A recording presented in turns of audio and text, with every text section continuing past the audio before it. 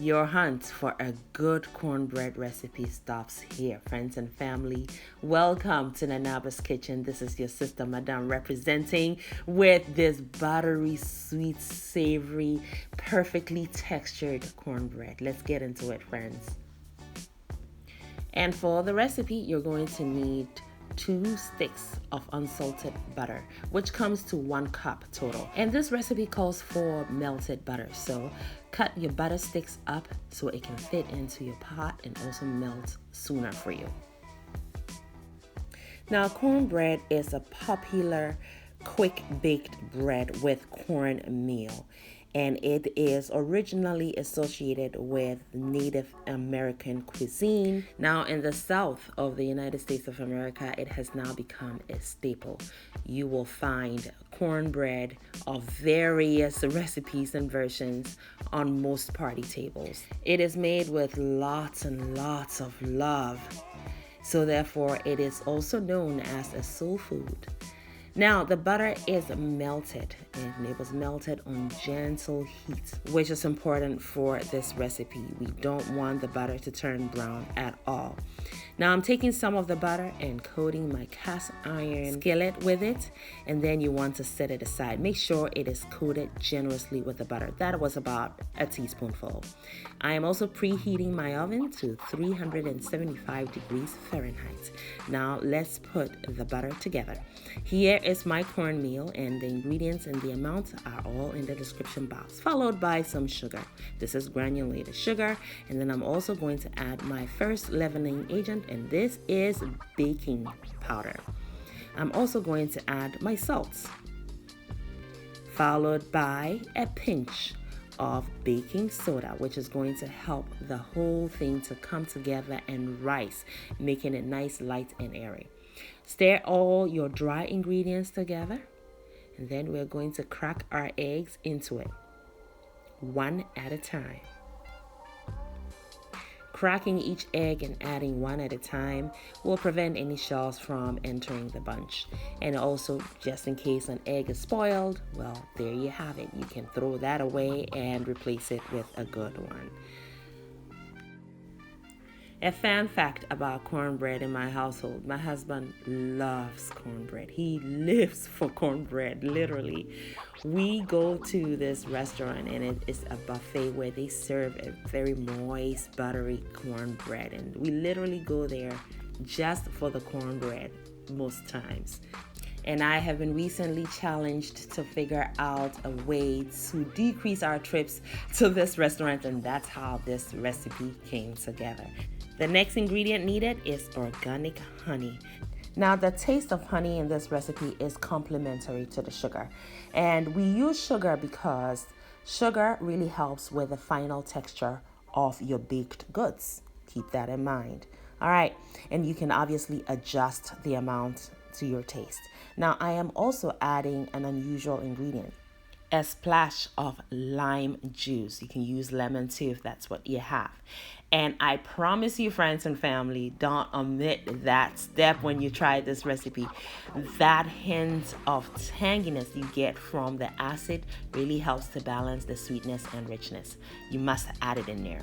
Now, if you end up using buttermilk, then you don't have to use the lime juice. Now, here comes some milk, and this is whole milk at room temperature.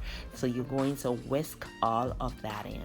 And I did mention buttermilk as a substitute, and it is a substitute for the whole milk we just used. Whisk the ingredients together to combine thoroughly, and then add the butter, which we're going to drizzle in slowly while whisking. At the same time, we're going to leave 2 tablespoons behind though, because we're going to glaze our cornbread when it's done baking, and we're going to need the 2 tablespoons of melted butter for that.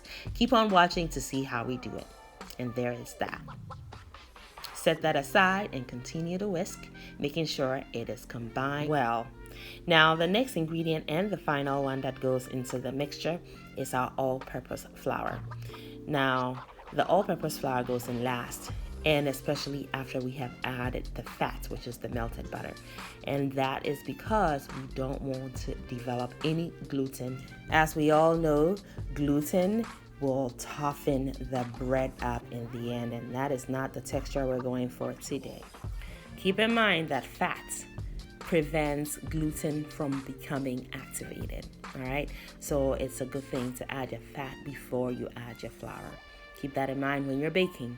All right, so we're going to use the whisk to stir the flour in, making sure it is combined without any lumps. Very smooth is what we're going for. Now we're going to pour it into the skillet. We're almost there, friends. Thank you so much for watching. I hope you have given me a thumbs up already. If you haven't, please be reminded to do so, because that helps the video to go far and reach the masses. Thank you very much in advance. Our oven has also preheated at 375 degrees Fahrenheit, so it's ready to receive the skillet.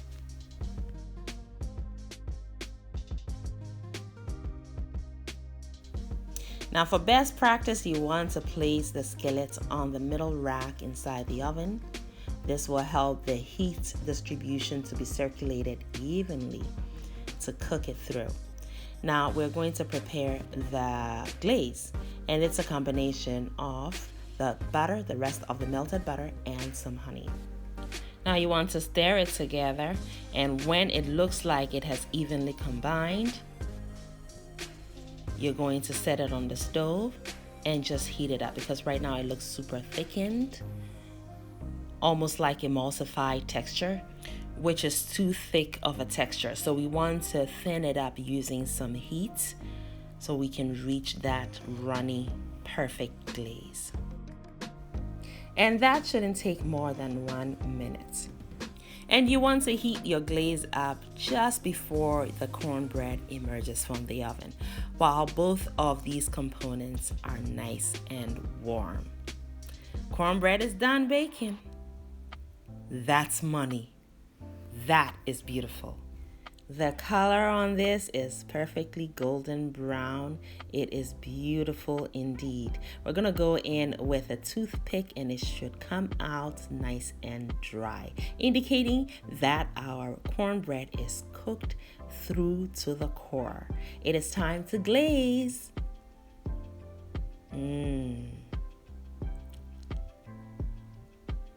It cannot get more decadent than this right here, friends and family.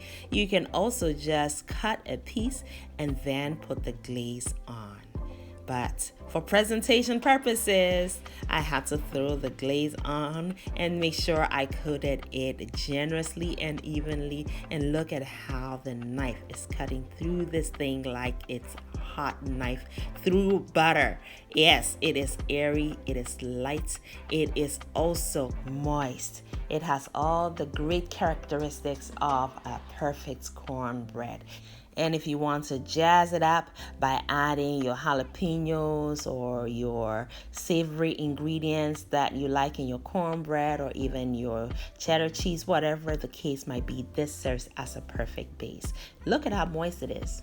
And you see the crack also on the top? Yes, that indicates that it is airy, friends. It is not dense at all. In fact, this cornbread tasted like cake. Honestly, like pound cake, but it has the grit in there from the cornmeal. Oh, it was so good, friends. I hope you give this one a shot. You'd love it. My husband thought it was way better than that restaurant.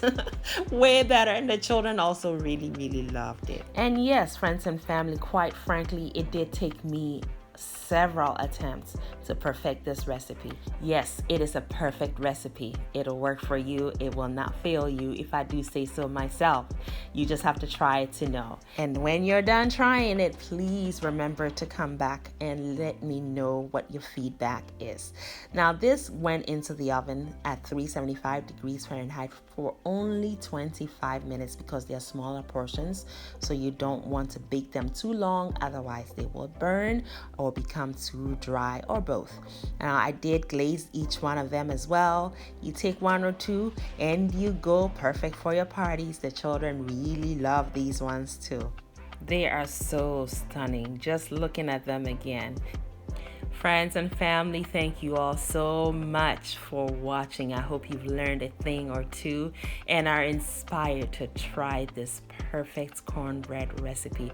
Make sure you're sharing this video. Also, leave a thumbs up and subscribe if you're not already subscribed. And don't forget to turn your notification on so you don't miss any video or post that I share.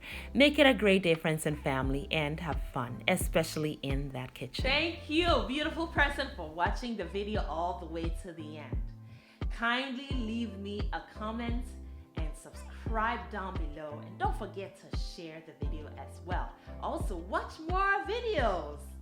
It is chop time, and here in Nanaaba's kitchen, chop time is always yes, friends. So pull up a chair. We are all friends and family here.